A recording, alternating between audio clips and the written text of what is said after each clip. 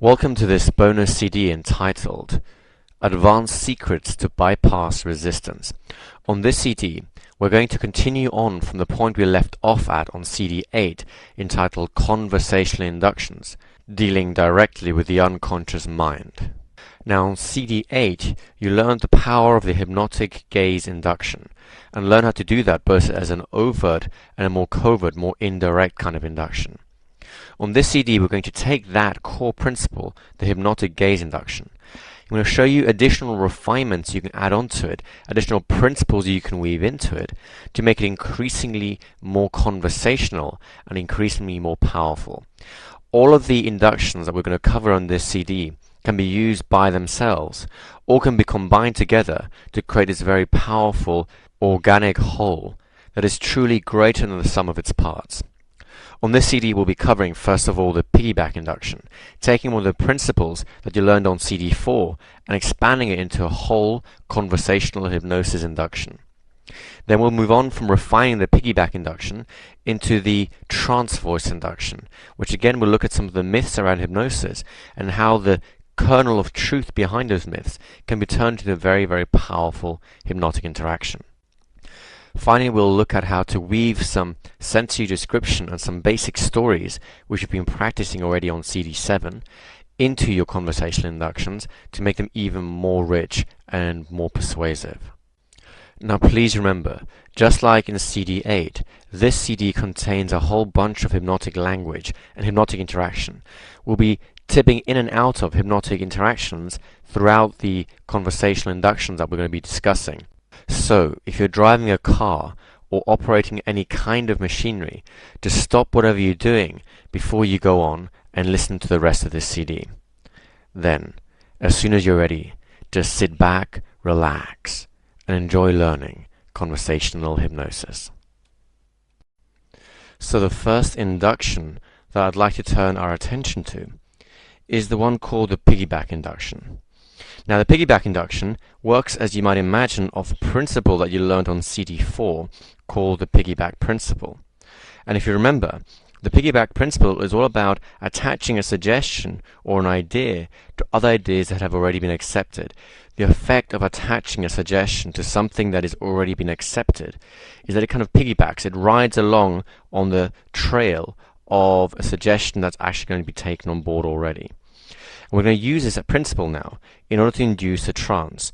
Remember, to induce a trance, you're going to fixate someone's attention, you're going to bypass the critical thinking, you're going to activate their unconscious process in some way, and finally you're going to lead that unconscious process to a particular outcome. And piggyback suggestions are perfect in order to achieve this. So how do you use piggyback suggestions in order to induce a trance conversationally? Well, the answer, believe it or not, lies in direct experience. In other words, something you can hear, feel, or see. You can always also use taste and smell to a certain extent, but there are less used senses. So let's stick to the three main categories: feeling, hearing, and seeing. Now, if you just think for a moment and notice the feeling inside your foot right now, your left foot in particular, you weren't aware of the feelings in that left foot until I mentioned it. But what about your neck? Whilst you're thinking about your left foot, what are you thinking about your neck? You certainly are now if you weren't before. Thinking about your chest is different to thinking about your back, and the sensation in your chest is different to the sensation in your back. Now let's just pause for a moment and find out what just happened there. Did you notice that as I used the word notice, I brought your awareness to different parts of your body, your foot, your neck, your chest, your back? But also, more importantly, all I did was I redirected your awareness to something that was already there. So any word like notice, see, hear, feel, etc. will take direction and actually redirect people's attention towards something that's already there, but not necessarily within consciousness. Now this does two things. The first thing it does, it brings something that was unconscious into conscious awareness. So already we have this slippery slope beginning of an unconscious process getting involved or engaged in what you're doing. The second thing that it does is you're taking control of someone's attention. Remember, the first stage of the 4-stage protocol is fixate attention, absorb someone's attention. Now, provided that they're listening to you, it's very difficult to ignore you when you say, notice the sensation in your foot. Is the sensation in your left foot different to the one in your right foot? Because it requires a comparison, and a comparison requires attention. So very neatly, you've wrapped up someone's attention, and you've already begun to sensitize them to some kind of unconscious process. Now, there's something else that's going on there, which is also very important, and this is where the piggyback principle really kicks in. You cannot argue with your own experience. If I tell you that you have some kind of sensation in your left foot, the fact is you will have some kind of sensation. You may feel blank, you may feel the sensation of your shoe pressing against the skin, you may feel the pressure of the ground if you're standing on them, but there will be some kind of sensation in your foot. And if there is no sensation, that technically is called anesthesia, which means you already have hypnotic phenomena going on there. So no matter what happens, I'm already beginning to build those yeses that I need in order for me to have that yes ladder, which will lead into piggybacking suggestions later on. Now the way is clear for me to use piggyback suggestions. What piggyback suggestions do I use? Well, anything that will lead you deeper into a trance. By the way, notice how by using the piggyback principle, I've already jumped straight to stage 2 of the 4-stage protocol. I've bypassed any critical factor, any resistance, because I'm attaching my suggestion to something that you have already automatically cleared. You cannot deny the sensation in your foot, it's been cleared, and so anything attached to it is more likely to go through. Again, let me emphasize, I say it's more likely to get through. There's no 100% givens, there's no 100% in anything that you do. But if you use the piggyback principle wisely, you'll make it increasingly difficult for someone to say no, because the more they say yes, the more their mind opens that channel, the more energy it requires to jump out of the channel and say no to you and refuse something. So that the longer they're stuck in that yes loop, the more likely it is they'll carry on saying yes just because it's easier than to say no. Now, when that happens, the unconscious will tend to make your suggestions actually come true. And the secret key to this induction is to make sure that the steps that you suggest, that you piggyback suggest at the end of your normal yes sets, that those things are just the right amount, that they are less energy to put into action than saying no to you. Also notice that the 60-second hypnotist, the induction that we began CD8 with, is actually a crude form of the piggyback induction already. Close your eyes and go into a trance. The closing your eyes is a compliance, is a yes. Every time you hear me say the word deeper, you'll go deeper and deeper. Again, the word deeper is something that's going to happen because I have control of that, because I'm going to be speaking it. So that's something that you cannot deny as part of the experience. And the second part of it, whether or not you respond by going deeper, is something which, depending on how strong my yes set has become, will piggyback off the original suggestion and actually become actualized inside of your experience. So that's enough about the principles about the piggyback induction. Let's look at how it actually works in practice. Okay, so here's what you do to use the piggyback induction. On a very simple level, you're going to start off by making 3, 4, maybe 5 physically verifiable statements about things inside their sensory experience, something they can see, something they can hear, and something they can feel.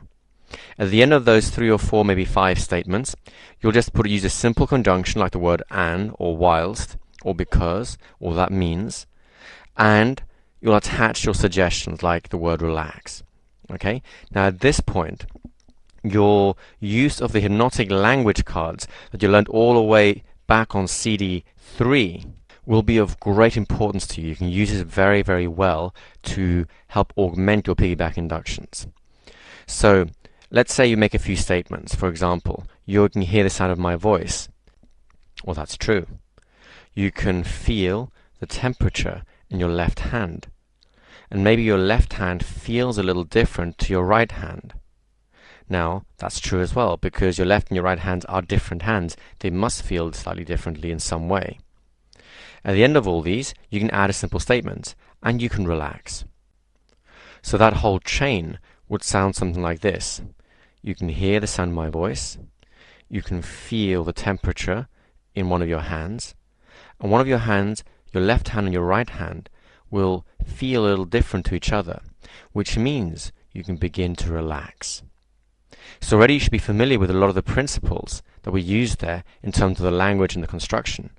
Now we're just using that in a more sophisticated way as a piggyback induction. We've already begun the process of relaxation.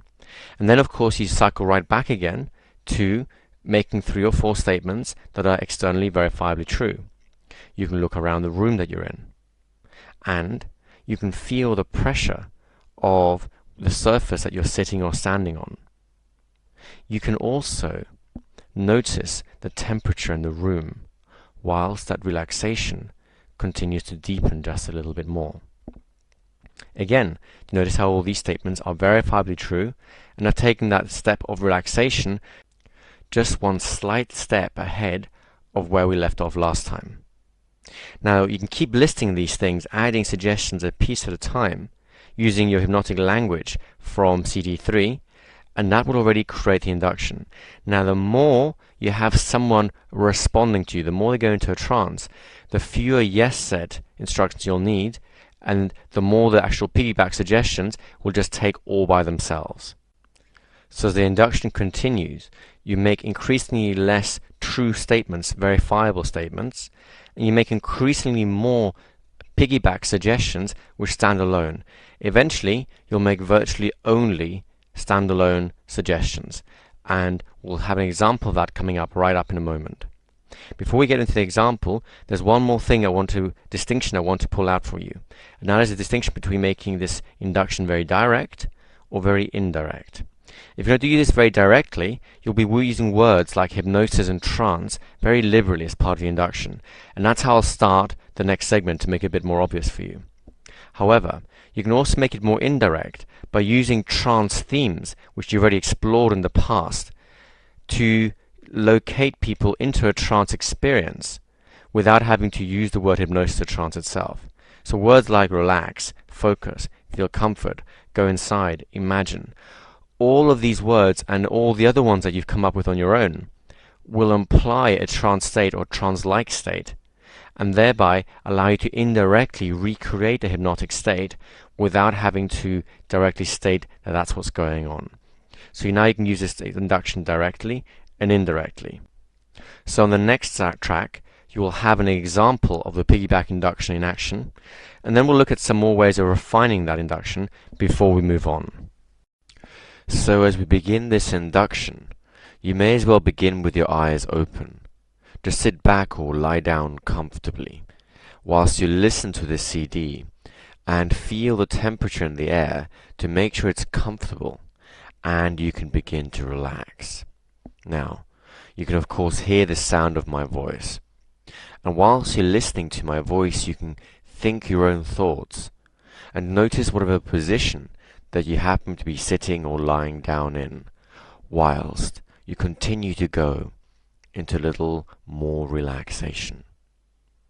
Now, notice your breathing going in and out as your chest lifts and falls. Or perhaps you feel the temperature in your nostrils changing with each breath in and out, whilst you close your eyes so you can concentrate on the feelings of relaxation even more fully. Now, as you close your eyes, with your eyes closed, you can feel the surface of your skin around the eyes. You can feel the touch of your clothing against your body as you go even more comfortably relaxed. And you can hear all the little sounds around you, the sounds in the back of this CD, the sounds in the room, the world outside. You can feel all the little sensations, an itch here, a comfortable feeling there, a sense of warmth in yet another part, as you feel that relaxation continuing to grow and bring a real sense of comfort inside. And as you continue to drift through all these senses, noticing whatever you notice, feeling your muscles relaxing, you can continue the process of feeling even more comfortable. And the more you allow that comfort to build inside, the more peaceful you'll notice going into a trance will be. And you really don't need to think any particular thoughts in order for you to enjoy the comfort of ever deepening relaxation. And all you need to do is place your awareness on the most comfortable part of your body and watch as it continues to deepen, getting more and more comfortable, more and more relaxed. And which of your arms is heavier, the right or the left? And you really don't need to realize which arm is heavier than the other in order for you to feel that relaxation spreading from your arms into your chest and feeling yourself drifting down even more. Now, as you drift in that comfortable place, allowing your awareness to settle on one sensation or another sensation. So, you're in a mind, your unconscious mind begins to learn more and more about who you are. Because you and your personality are unique, as you're unique as your own fingerprints. There can never be another person quite like you. And no one can like you or be like you any more than you can. So as you get a sense of that uniqueness now, you may find yourself noticing more and more things are going on outside yourself. Perhaps you'll find yourself, beginning to get a sense of a little more energy inside as you hear the sounds outside of the room, maybe feeling the temperature of the air around you, noticing the sensation of your skin as your hands and muscles want to begin to stretch a little bit more. And eventually you'll find your eyes fluttering open as you come back to the here and now, feeling refreshed, relaxed, alert, simply fantastic. And as you're ready to learn even more conversational hypnosis, make sure your eyes open, you stand up, have a little stretch, and just feel good inside for having learned that much more about the piggyback induction. So welcome back. That was the example of the piggyback induction. Hopefully you'll have noticed that I began the induction reasonably indirect and became a bit more direct as time went by. I wanted to have you see a little bit of how you can do both kinds of inductions here. Remember, a very simple way of keeping things more indirect is to talk about things like comfort and relaxation. A bit more direct would be to talk about hypnosis and trance. It doesn't really matter which approach you take, as long as it fits the situation that you're in. And you can always blend the approaches, going from one to the other. Now, another way to make this more indirect is to use some of the lessons you've already learned. So, of course, you'll be using this with the hypnotic gaze induction. And in that, you can also use the My Friend John or My Friend Jane technique in order to put another indirect spin. Because if I have described all these experiences as though they happened to someone else, for example, and as John was relaxing in the chair, breathing in and breathing out, and I timed those words, breathing in and breathing out, to the same time that the person opposite me is breathing in, breathing out. Well, it becomes very clear to the unconscious mind who I'm talking about, and it really isn't John. Another way to make this more indirect and to refine the piggyback induction is to find out how you orient people's attention. Now, one simple way to do this is to begin by making very external statements. For example, you can hear the sounds of the traffic outside. You can feel the temperature of the room that you're in. You can see the windows and the doors of the room that you happen to be sitting in. These are all externally verifiable things. And then when you start making suggestions, you turn more internal, and you can feel some comfort building inside. So now not only do we have a distinction between things you can verify in your experience and things I'm suggesting, you also have a distinction between external and internal. And as my induction goes by, I will make increasingly internally organized statements, so you're orienting your attention more and more inside yourself. Now, when you're focused inside yourself, you'll be also going into a trance. It's one of the side effects. Finally, there is one more way that you can refine the piggyback induction, and that is to change the kind of true statements that you're using. Up until now, you've been using very sensory-rich statements. In other words, things that you can hear, things you can feel, things you can see. And to a certain extent, those can become very obvious if you overuse them too much. So one way to get around that problem is to use what is called a mind read. You can pretend that you can go inside someone's mind and actually use things that are happening inside their experience, but at a more intellectual level. And you can use those as piggyback statements as well. Here are some examples of the kind of experiences I mean that you can mind read. For example, everyone has had past experiences. You have a history of your own. You've gone to school, you've grown up, you've met people along the way, and each of those people has been either kind to you or unkind to you. Some of them have been somewhere in between.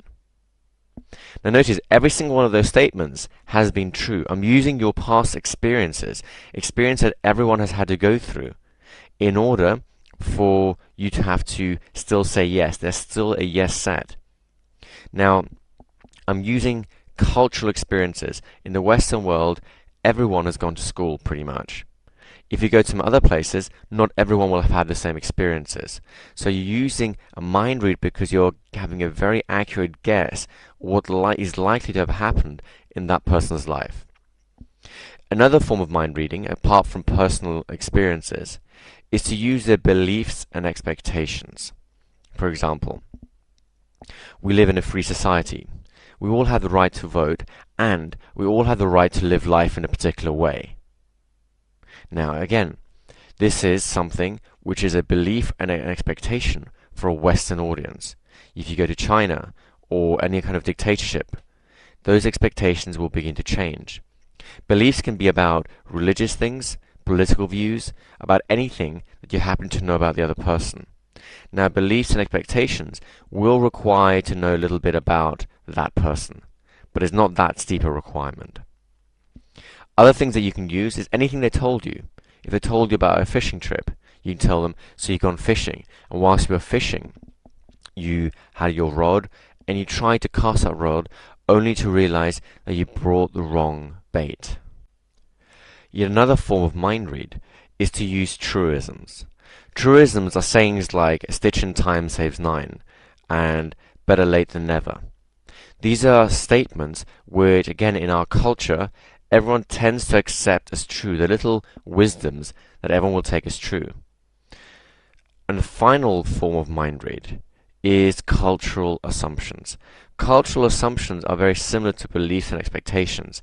The things that you will assume to be true given your culture. For example, if you go to Bali or Thailand, people will quite happily assume that ghosts and spirits exist, and it will not be uncommon for someone to claim, for example, in an accident report, that they were driving along on a motorbike when they got blinded by a spirit and didn't see the train coming as a result. These are cultural reference points that everyone will accept.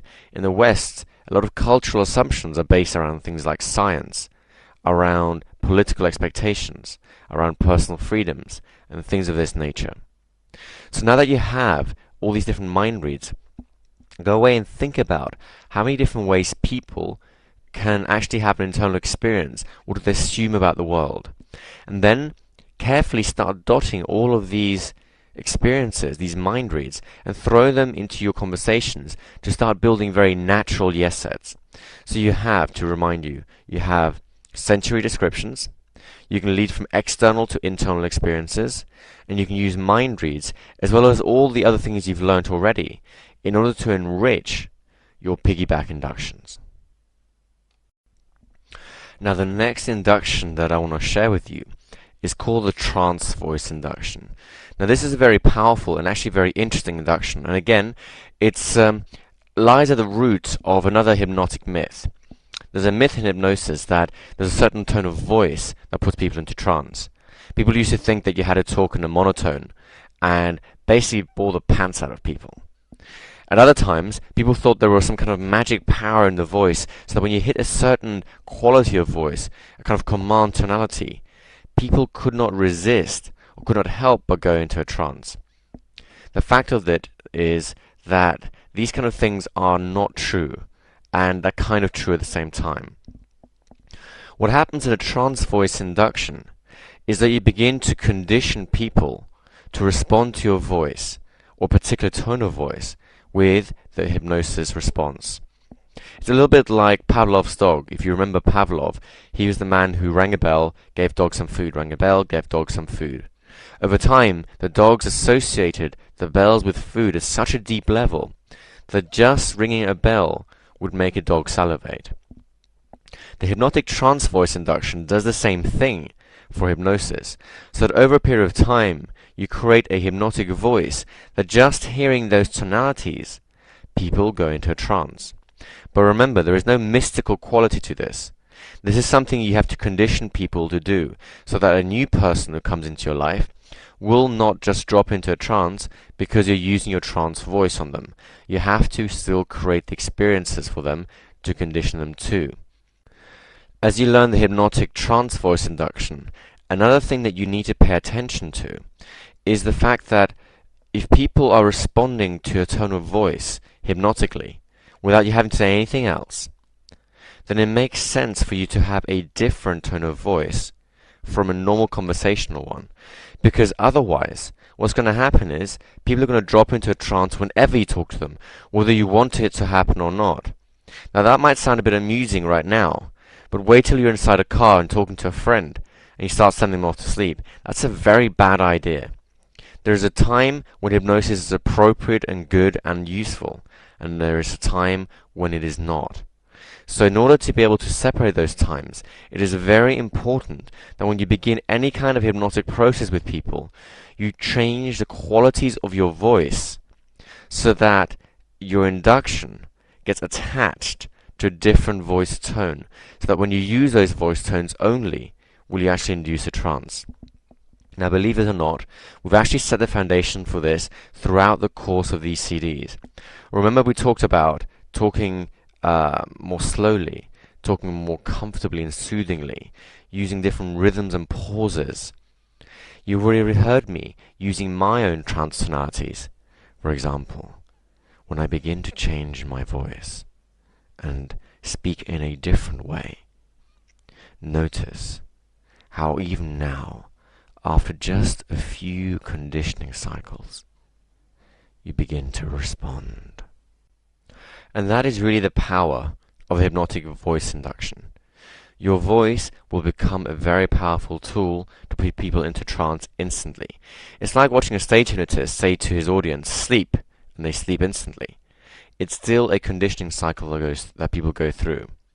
Now, everything you've learned up to this point still counts. In other words, you'll still be using your language, you'll still be using hypnotic gaze, you'll still be using piggyback inductions, and if you want to make it even more indirect, you can still use little devices like the My Friend John or My Friend Jane technique.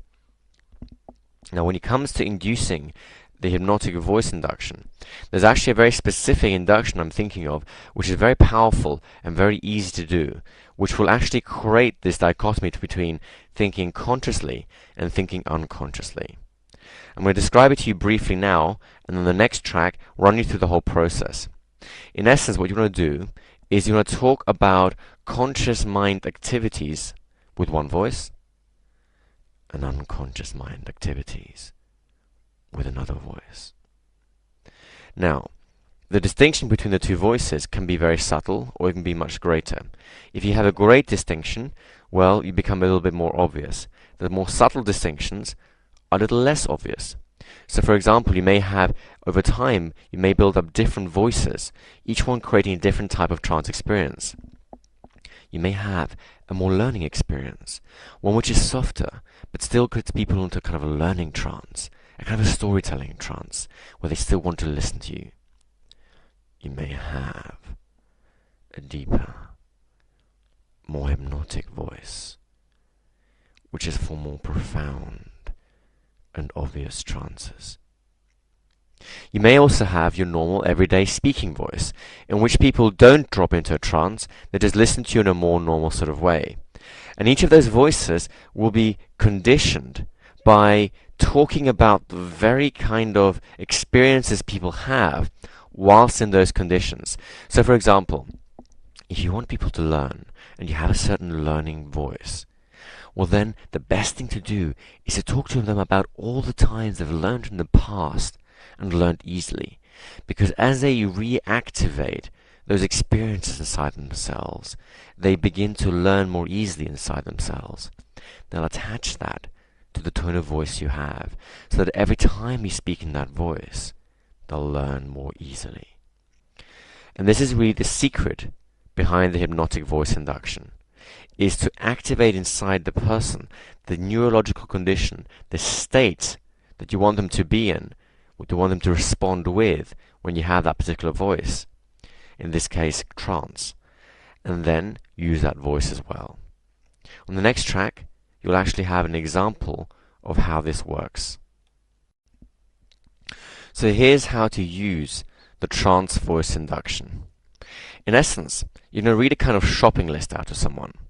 The shopping list will be a comparison between conscious mind concepts and unconscious mind concepts. Now, of course, whilst you're describing conscious mind activities, you'll be using the conscious mind voice, in other words, your normal everyday speaking voice. You'll be talking a little bit faster, and you'll probably be talking about the conscious mind a little bit more at first, because that's the predominating activity going on inside them at that moment in time. Then, of course, you'll be weaving in from time to time an unconscious mind activity. And of course, whilst you're talking about the unconscious mind, you'll be using your unconscious mind voice, which will probably be slower, lower, smoother, more deep and resonant. And whilst you'll be talking about the unconscious mind a little less at first, you begin to talk increasingly about it until all your communication is purely unconscious. Now, if you want to reorient people, the process is actually quite simple. To do it indirectly, you just reverse that process. You change the qualities of your voice and talk more about external things. If you want to do it very directly, of course, you can just count them up like a normal hypnotic induction, and it's actually very straightforward. It really depends on what you're wanting to achieve. Now here are some of the examples of conscious versus unconscious mind functions. Remember, this is going to be the bread and butter of the trance voice induction, because whilst you talk about conscious activities, you use your conscious voice. Whenever you talk about unconscious activities, you use your hypnotic voice. So you can talk about people who are awake and the things that happen to people who are normally awake versus when people are dreaming. Because when you're sleeping, dream time is very different. So whilst you're awake, things are very logical. There's a natural progression of things. There's a sequence which begins in time and moves through time very systematically. But in dream time, that changes. You dream about different things. So notice again, waking versus dreaming is one of these dichotomies. Deliberate action versus automatic action is another one. Think about it. Whenever you do something deliberate, you choose it, it's purposeful, it's a conscious activity. Whenever something happens automatically, by definition, your unconscious mind has taken care of it. It's doing things like that. And you can take this a step further by talking about what you control consciously. For example, you can move your limbs, you can breathe consciously. But then your unconscious mind takes care of the other things, like making your heart beat, breathing whilst you're not paying attention, regulating your blood temperature, which has to regulate it at a very, very precise degree. So your unconscious mind is doing all these things outside of your conscious awareness. Your conscious mind tends to be very logical, very methodical, very rational. Your unconscious mind tends to be more intuitive. It works by association. It uses more lateral thinking. Your conscious mind likes to plan things. Your unconscious mind tends to be more spontaneous. Your conscious mind tends to be very separate about things. It likes to analyze things and separate them out into its constituent parts. The unconscious mind tends to be holistic. It looks at the bigger picture and likes to put parts together to form that bigger picture. Your conscious mind can handle 7 plus or minus 2 bits of information. What that means is that if I give you, say, 5 to 9 random objects to remember or random numbers to remember, you can just about hold that inside your memory. When it gets about 9 or 10, it starts being very difficult. Most people can't hold 11 or 12 different objects inside their mind without training. The unconscious mind, in the meantime, can handle 2.3 million to 2.3 billion pieces of information, all at the same time. So this is quite a significant change. Now notice that that little list gives you so much fodder for which you can talk to people about. You can talk to people about waking and dreaming and spend hours just on that topic alone. Or you can just list the functions. The conscious mind's awake, the unconscious mind is responsible for dreaming, etc. And still, you can use that as your fodder for the trance voice induction. The important thing is that you have those differences very clear, because whenever you talk about an unconscious activity, the unconscious mind will be listening more fully and responding with that. Now, on the next track, I'm going to give you an example of the trance voice induction in action. Again, I'm going to make it reasonably obvious so that you can really spot the differences between the voices and when I'm switching from one to the other. The more you practice this, the more versatile this becomes for you, and the more easily you can make this indirect by making the transitions more fluid and less obvious. So you've learned a lot about hypnosis already and the different functions that the mind has involved in it. Now, you're probably overloading a little bit, and that's because your conscious mind hasn't been designed to gather all these facts and remember them. Believe it or not, the conscious mind can only handle 7 plus or minus 2 bits of information at a time. So that means that if you have more than, say, 9 things to remember at one time, the conscious mind overloads, your short-term memory can't handle that. But your unconscious mind, on the other hand, remembers everything you've ever seen, heard, felt, or done. Your unconscious mind has a vast storehouse of information, so that just thinking about an old friend, an old address, a telephone number, that information just comes to your mind. Now, consciously, you don't really understand how that happens, because you don't need to know what goes on inside the mind in order for you to be able to use it. You see, the conscious mind is there to make decisions, to decide this is what I want to do in life. The unconscious mind then takes that decision and runs with it, makes it happen. I mean, how many times have you noticed that you wanted something but forgot about it, and somehow, as time changed, you changed with it, and that thing became more and more real? And who was doing all the things along the way, making all those choices whilst you weren't paying attention? Your unconscious mind is always there for you. So whilst you're thinking in a very logical sort of way, when you're thinking consciously, you decide first step is to do this, second step is to do that, third step is to do this. It's funny how life never has quite a way of working out quite as logically as you wanted it to. So that by the time you actually get to the end of a project, have you ever noticed how many little indirect routes you take along the way? And that's because your unconscious mind knows that there are many different things that you have to take into account in order to achieve a certain process. And sometimes you have to take a detour in the short term in order for something to work out in the long term.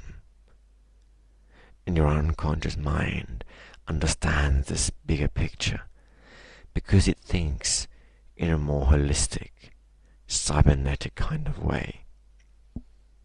And it's interesting to realize that the conscious mind sits there and thinks that it's awake and is doing all these things actively, whilst in the background, the unconscious mind works ceaselessly. You're so creative at the unconscious level because your unconscious mind never ceases to create and learn and discover new things. At nights when you sleep, you have dreams, and every dream you have is a brand new dream.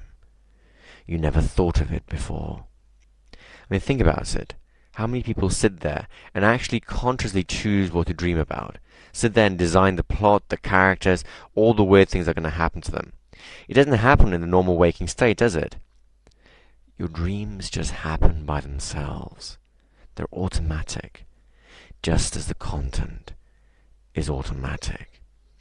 And you can be relaxed and sleep peacefully at night and really know that your unconscious mind keeps you safely protected, so that as you dream through the night, you're resolving conflicts from the day. You're learning new things. You're making plans, visions of the future, dreaming dreams that in the daytime can become more real. And isn't it good to know that you have an unconscious mind that has stored all your experiences, all your wisdom, all your understandings that you can rely on, so that as the days and the weeks and the months go by, you grow as a person, and all the things you wanted to achieve just become naturally a part of the things you have in life. But it's also good to realize that you have a conscious mind, because the conscious mind is there so that you can actually appreciate things. Think about it. If you're completely unconscious all of your life, then you really wouldn't be able to smell the roses. There'd be no one there to appreciate the beauty of life. No one would be there to actually enjoy the fact that you achieved the goals that your unconscious mind achieved. So whilst it's all well and good to have an unconscious mind, it's important to realize your conscious mind is there to choose the direction that you go in life. It has to be aware enough that when you spot an opportunity, you actually take advantage of it. And that's the beauty of the unconscious mind. The conscious mind is there to actually see things happening and then decide this is what we're going to do with things, so that the unconscious mind can get on with doing them when you choose and decide to do that. Now, as you think about that, you can feel tremendously excited, refreshed, and, excited about the future, because your conscious mind has all these different abilities, these potential things lying in front of it, and all you have to do is just reach out and grab it. and then expect that your unconscious mind will deliver. Because if you expect that, wonderful things will happen to you. So just briefly notice how in that previous induction, even though it's just a few minutes long, 5 or 6 minutes in length, you already see the whole structure of the trance voice induction being laid out. Now imagine doing that over the course of an evening. A conversation can actually go through these lulls, these highs and these lows in a very natural sort of way, so that you can actually begin to weave in the trance voice inductions, the piggyback induction, the hypnotic gaze induction. All these things become part of a greater and richer whole the more that you do this. And it's very important that you realize that the more you put these different skills together, the more powerful they become. Think of it as a pencil. You can snap one pencil. If you have two pencils at the same time, it's a little difficult to snap them. By the time you have 4, 5, 6 pencils and hold them all at the same time, it's almost impossible to break them because their combined strength is so strong. That's how I want you to think about these inductions. The more you put them together, the more powerful and irresistible they become. The final induction that I want to talk about makes use of sensory descriptions and stories. Now, to a certain extent, you've already dealt with this induction on CD5, when you learned all about how to ask people deep and meaningful questions about their experiences, which began to actualize a hypnotic process inside of them. Remember that every time someone thinks about something, has the sensory experience inside themselves, it actually recreates the experience that they had in the past in that present moment.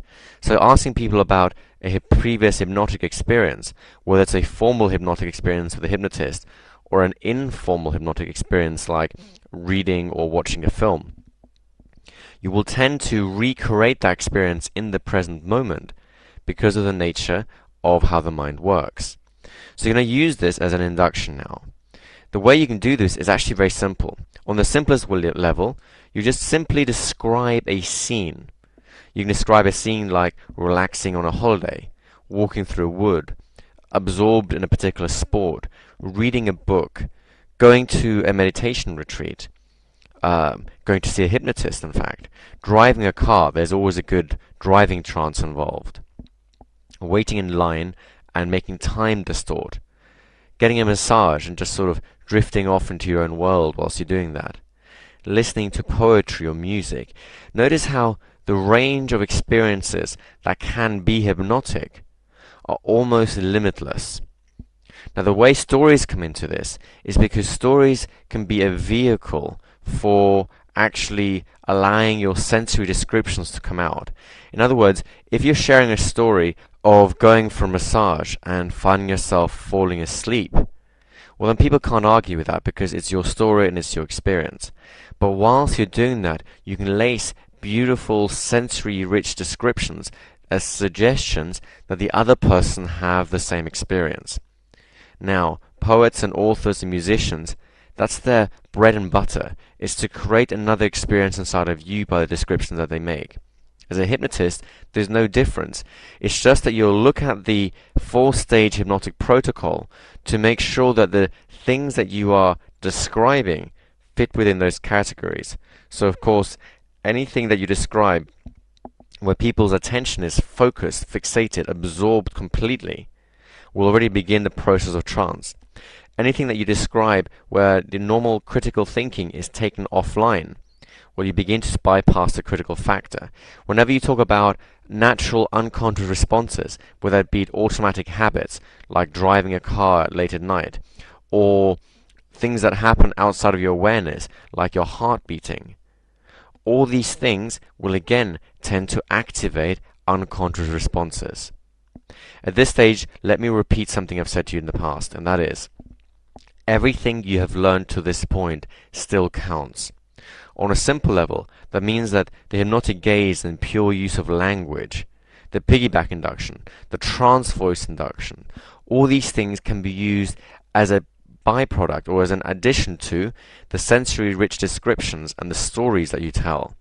These all back each other up, and whilst it's useful to just practice one at a time to get good at it, when you actually use conversational hypnosis in action, what's going to happen is all these distinctions will go out the window and you will just be speaking. And as you're speaking, little bits of each of these different induction, of each of these different principles, will actually be coming out of your mouth and be actualized in the way that you interact.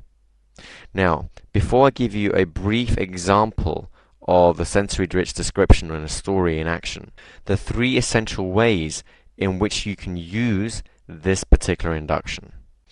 The first thing you can do is just to create a direct experience. Literally just describe it.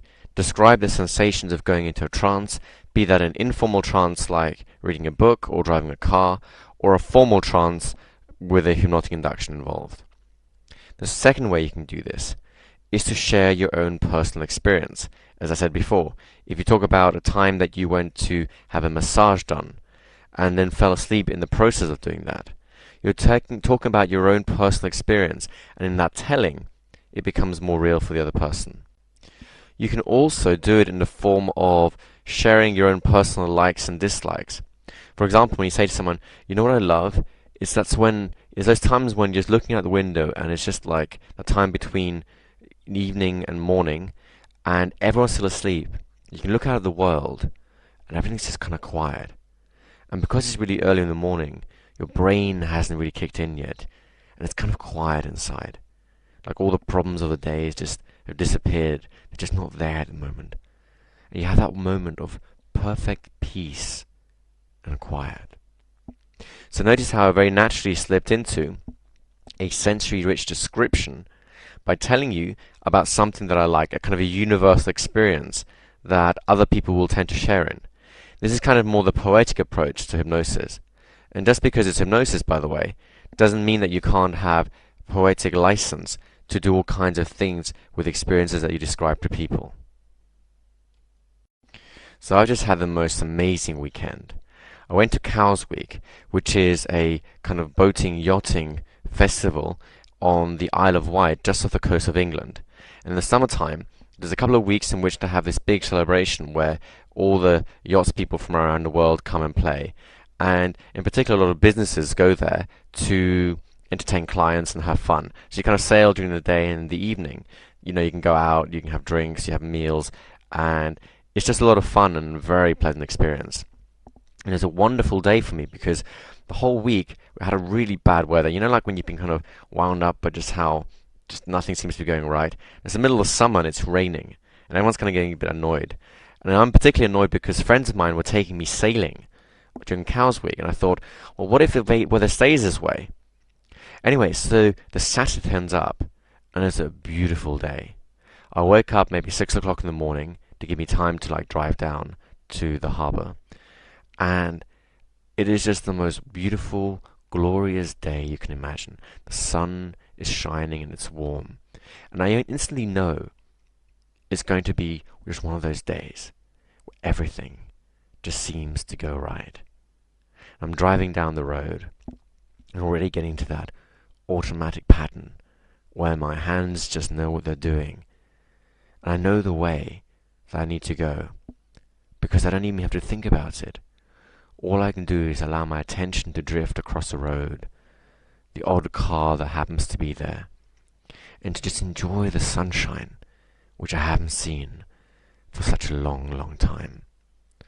And whilst I'm driving comfortably, peacefully, with all my attention focused on the road, the direction I'm heading in, I'm beginning to feel that this is going to be just one of those wonderful experiences that I'm going to end up sharing with all of my friends. And sure enough, when I get to the harbour, there is our yacht and my friends, and it's still a sunny day, and we get into the yacht and the sail is unfurled, and we glide off over towards the sunshine.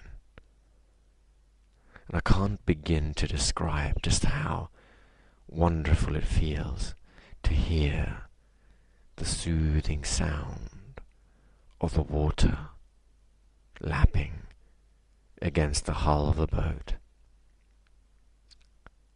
The the sound of a gentle breeze against taut canvas, pushing the boat along.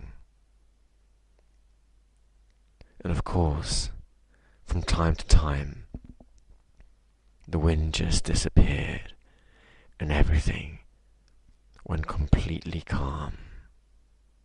The ocean was flat like a mirror, calm, unbroken surface of the water.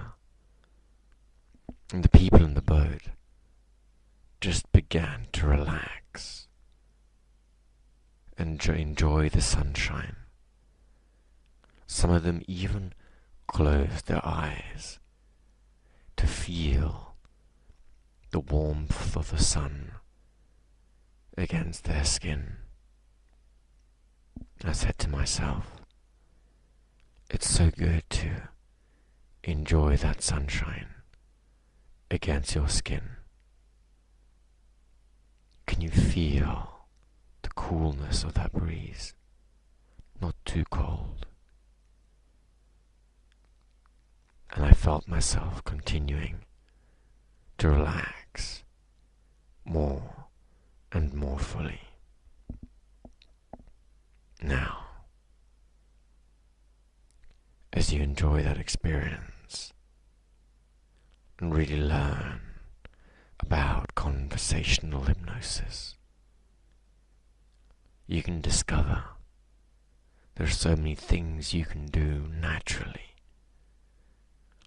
when you allow your unconscious mind to do all the work for a change. And you can sit there and enjoy this experience whilst your unconscious mind enjoys learning. Because much like sailing, learning new things can be a greatly and enjoyable task. And just because it's effort doesn't mean it can't be fun. So as you become more and more ready to enjoy your own fun, your own way of enjoying conversational hypnosis in the outside world and the things that you do, so you can find yourself coming back with a renewed sense of excitement about the things that you're learning and getting to grips with. Because the more you enjoy the process of learning conversational hypnosis, the better you'll become at it. You'll start doing it with everyone all around you, and suddenly you'll realize that you're a hell of a lot better at this than you thought you were. Now we're almost at the end of this CD, and before we go into the exercises, there's one last refinement that I'd like to discuss with you. Now this refinement is actually related very closely to the extended quotes that you learned at the end of CD 8. Remember, extended quotes is where you quote what someone else is saying as a way of giving direct suggestions to the person that you're talking to. For example, and the man came up to me and said, just relax, feel comfortable, and go into a trance. So notice how I'm using someone else's quotes as a way of giving you direct suggestions. Now, one way to get even more mileage out of this concept is to use what's called multiple or stacked up realities. When you use multiple realities, you begin to bring in many different people, many different characters, and each one's saying different things, possibly even different stories, so that the listener is never quite sure which reality and which story they're talking about. For example, if I talk to you about a family reunion where my cousin Gregory and my cousin Alfred and my brother Vladimir were there, and my brother said to my cousin how quickly he can relax, and whilst watching him relaxing, my cousin said how he relaxed once on a trail, finding the ultimate way of finding comfort being to just sit back, relax, and enjoy the sunshine. Now, you can enjoy the sunshine in the same way, said my brother, as I enjoy just being absorbed by a good book. Now notice that in that example it starts getting very confused very quickly about who's saying what and when. That's because the different actors, the different speakers are blending into each other and the quotes are getting confused with each other. And while strictly grammatically it might be correct, it doesn't actually matter. What matters is that there's these multiple threads of realities all interweaving together. And whilst the conscious mind is too busy trying to figure out who's saying what and why and when and what reality we're talking about now. Are we talking about relaxing in the woods somewhere? Are we talking about reading a book? Are we talking about this person saying something, that person saying something? All these things take up conscious processing power and so bypass the critical factor, which is now too busy trying to analyze who's saying what. And so the real message, the hypnotic suggestions, just fly on by on the wayside. So I'm going to invite you to play with this concept of stacked realities and start weaving into your conversations, because it's actually a very powerful way to overload and confuse the conscious mind while speaking directly to the unconscious mind. So we're into our exercises now. The first exercise is actually going to be a repeat of the last couple of exercises you did on CD8. The exercise is very simple. Tell a friend about an interesting article that described trance, or about a hypnotic experience that your friend John or Jane had as you went along with them.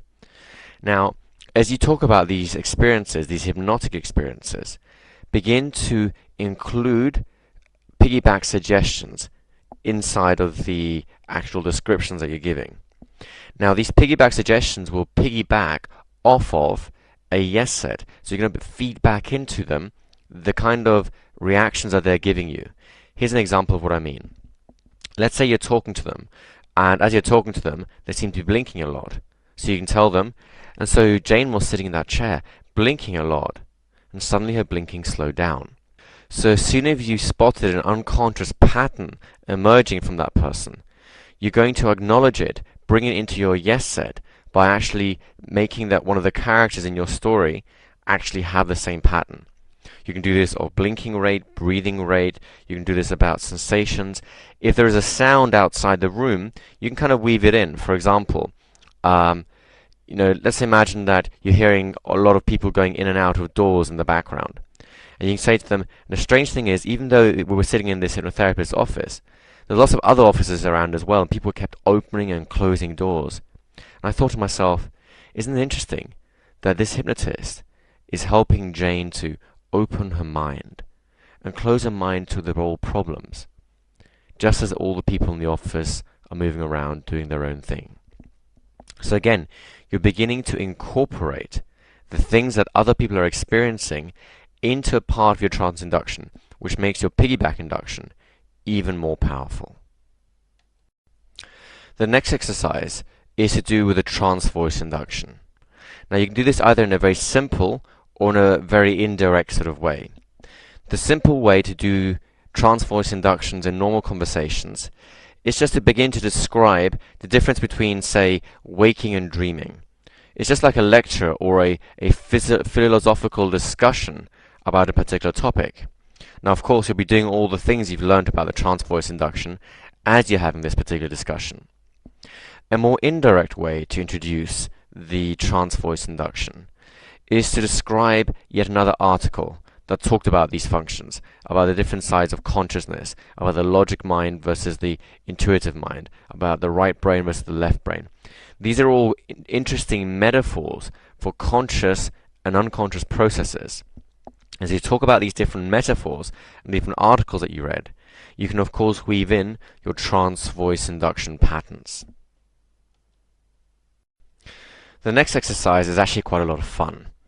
You're going to start practicing your storytelling and your sensory-rich description muscles by beginning to tell a story a day. Each of these stories will have some kind of trance theme about it. So it could be as simple as talking about how you decided to become a sloth and relax on the couch all day, how you went to the cinema, how you went for a drive. It doesn't matter what it is. It could be a story about yourself, about someone else, or about someone that you read about, or a film that you saw about. The important thing is that you have a different story each day, with a different trance theme each day, and that you use this story as a vehicle for your sensory-rich descriptions.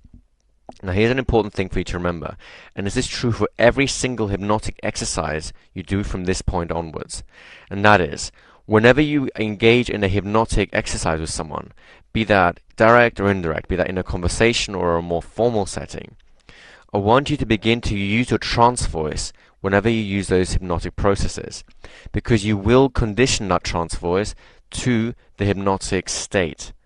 And you want to make sure that you condition the hypnotic state to come out with your trance voice and not your normal speaking voice. Otherwise, you may find that your friends are all falling asleep on you, and that gets very tedious after a time. The final exercise is again a lot of fun. This one's going to take a little bit more working out, because what you're going to do is you're going to work out a story which you're going to fill, absolutely pack full of extended quotes and stack realities. I want you to have a story with many different people in it. Each one will have something to say about trance in some way. It could be an official trance, talking about going into hypnosis. It could be an unofficial trance, like comfort and relaxation, about absorption, about meditation. It doesn't matter what those things are. What matters is that the story is absolutely packed with different people saying different things which are relevant to trance. So you can begin to create these multiple realities and blend them so that people are not quite sure who's saying what and why one person is saying one thing to another person. Then you get to use it. Do it with a lot of people and enjoy watching how they react, seeing that sense of confusion in their face, and watching them move more and more towards trance is the only way of escaping the kind of confusion that you've built for them. This is a tremendously fun exercise, so take the time to actually craft and polish your story properly and enjoy doing it with people. So, we've reached the other end of yet another CD. We've finally come to the end of this bonus CD about going beyond conversation inductions and really bypassing the resistance people might give you. It's now time for you to go away and practice all these skills you've learned. And if you've taken time out from the regular course to come onto this bonus CD, the next CD in the sequence is CD 9, How to Destroy Resistance with Stories, Part 2. Now remember, in that CD, we're going to be covering all kinds of things to make you a master storyteller, and more importantly, a hypnotic storyteller. Until then, I hope you enjoy practicing all the patterns you've learned so far, and really become a I look forward to meeting you again soon.